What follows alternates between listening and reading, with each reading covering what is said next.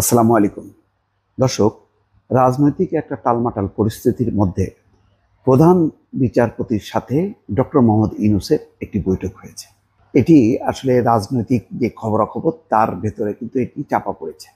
অনেকে বলছেন যে এই বৈঠকটি ছিল অত্যন্ত গুরুত্বপূর্ণ।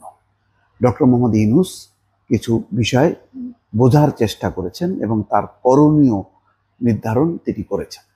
এবং খেয়াল করবেন যে এই ধরনের বৈঠক খুবই নজিরবিহীন। গত ৩০ বছরে বা আমি কখনো দেখি নাই যে রাষ্ট্রের প্রধান নির্বাহী এইভাবে প্রধান বিচারপতিকে তার বাসভবনে ডাকতে পারেন।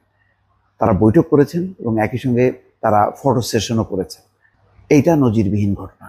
তো এই নজিরবিহীন ঘটনা কেন ঘটলো, এর আমরা যদি নেপথ্যের কারণ দেখি, ঠিক আগের দিন রোববারে বৈঠক হয়েছে আর শনিবারে তিনটি গুরুত্বপূর্ণ মিটিং ছিল। একটি হচ্ছে বিএনপির সাথে বৈঠক, দ্বিতীয়টি হচ্ছে জামাতের সাথে বৈঠক, তৃতীয়টি হচ্ছে এনসিপির সাথে বৈঠক। তার আগের ঘটনার প্রবাহ ছিল আরো গুরুত্বপূর্ণ। সেনাপ্রধান বেশ কিছু বিষয়ে কথা বলেছেন, সেখানে নির্বাচন, বন্দর এবং করিডোর। তারপর পরই বিএনপির পক্ষ থেকে জরুরি সংবাদ সম্মেলনে বলা হয়েছে, যদি ডিসেম্বরের মধ্যে নির্বাচন দেয়া না হয় তাহলে তারা অসহযোগ করবে এবং একই সঙ্গে বন্দর এবং করিডোরের মতন সিদ্ধান্ত ইউনূস সরকার নিতে পারে না, এই মর্মে কথা বলেছেন। সব মিলায় তাহলে এর লিগ্যাল অথরিটি কি বা আইনগত দিক কি হবে? ডক্টর মোহাম্মদ ইউনূসের টনক নড়েছে, যেহেতু সেই সরকার অর্থাৎ ডক্টর মোহাম্মদ ইউনূসের সরকার গুরুত্বপূর্ণ বিষয়ে সিদ্ধান্ত নিতে পারেন না। এই যে কথাটা বলা হয়েছে, এটা তিনি বুঝতে চেয়েছেন ডক্টর সৈয়দ রেফাত আহমেদ অর্থাৎ সুপ্রিম কোর্টের প্রধান বিচারপতির সঙ্গে তিনি এই বিষয়টি বুঝতে চেয়েছেন। তার যে ক্ষমতার বৈধতা এবং তিনি কতদিন থাকতে পারবেন তিনি জানেন না। সংবিধানের ১১৬ অনুচ্ছেদ, সেখানে সুপ্রিম কোর্ট জরুরি অবস্থায় কিছু মতামত দিতে পারেন। রাষ্ট্র যদি কোনো বিপদে পড়ে, কোনো সংকটে পড়ে, তাহলে ১১৬ অনুচ্ছেদ অনুযায়ী একটা রেফারেন্স চাওয়া যেতে পারে এবং তখন সুপ্রিম কোর্ট আপিল বিভাগের মতামত অনুযায়ী একটা মতামত দিতে পারেন যে জরুরি অবস্থায় কিছু কিছু ক্ষেত্রে কাজ করা যাবে। কিন্তু ডক্টর মোহাম্মদ ইউনূস যেভাবে রেগুলার আইন সংশোধন করছেন, আইন পরিবর্তন করছেন, তারপরে চুক্তি করছেন, এই কাজগুলি করতে পারেন কি পারেন না, এই বিষয়টি তিনি বোঝার চেষ্টা করেছেন। এখন ১১৬ যে অনুচ্ছেদ অনুযায়ী জরুরি কিছু কাজ করতে পারেন, কিন্তু রেগুলার গভর্নমেন্টের মতো ফাংশন করতে পারেন না, এটা পরিষ্কার। তাহলে কি হবে? তাহলে এই কাজগুলো যে ইতিমধ্যে তিনি করেছেন, বিভিন্ন ক্ষেত্রে আইন সংশোধন করেছেন, তাহলে সেই কারণে কি তিনি ভবিষ্যতে বিচারের সম্মুখীন হবেন, প্রশ্নের সম্মুখীন হবেন? এই বিষয়টি বোঝার চেষ্টা করেছেন। জুলাই সনদ যদি ঘোষণা করা হয় তাহলে এই রাষ্ট্রপতি, সেনা প্রধান বা সংবিধান সব স্থগিত হয়ে যাবে। এটা কি করতে পারেন কি পারেন না, এই বিষয়টি নিয়ে জানার চেষ্টা করেছেন সুপ্রিম কোর্টের প্রধান বিচারপতি ডক্টর সৈয়দ রেফাত আহমেদের কাছে। আমার যেটি ধারণা, রেফাত আহমেদ পরিষ্কারভাবে বলেছেন যে না, আপনি সেটা পারেন না। আপনি জরুরি কিছু কাজ শেষ করতে পারেন, অর্থাৎ আপনি নির্বাচনটা করতে পারেন, কন্ডাক্ট করতে পারেন, এর বেশি সম্ভবত তিনি পারেন না।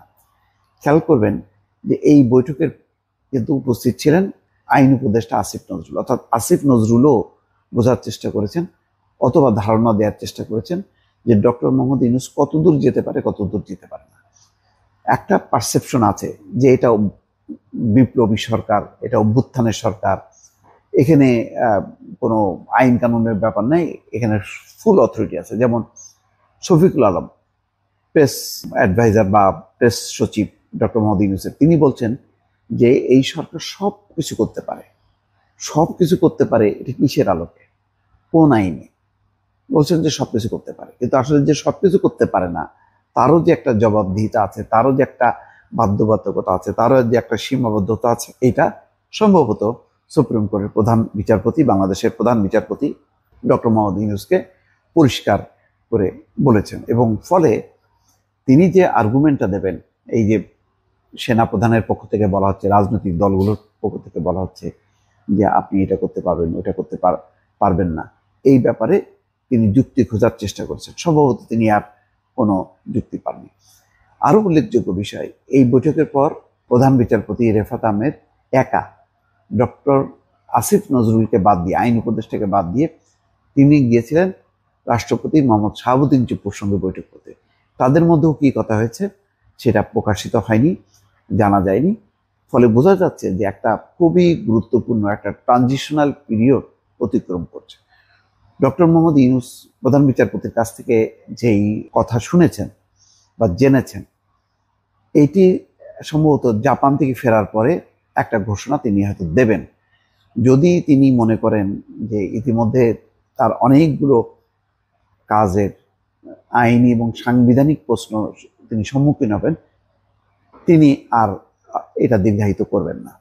তিনি সম্ভবত এখানে একটা জবনিকাপাত ঘটাবেন, তিনি একটা রাজনৈতিক ঐক্যের মধ্য দিয়ে একটা সমাধানের চেষ্টা করবেন। যদি চেষ্টা না করেন তাহলে কি হবে, আর একটি সংকটে দেখিয়ে দেবেন। সম্ভবত প্রধান বিচারপতি সেই কথাই বলেছেন যে এর বেশি কিছু তিনি যদি করার চেষ্টা করেন তাহলে একটা অরাজকতা তৈরি হবে, সাংবিধানিক জটিলতা এবং আইনি জটিলতা তৈরি হবে, যেটি নিয়ে পরে একটা বড় ধরনের সংকট তৈরি হতে পারে।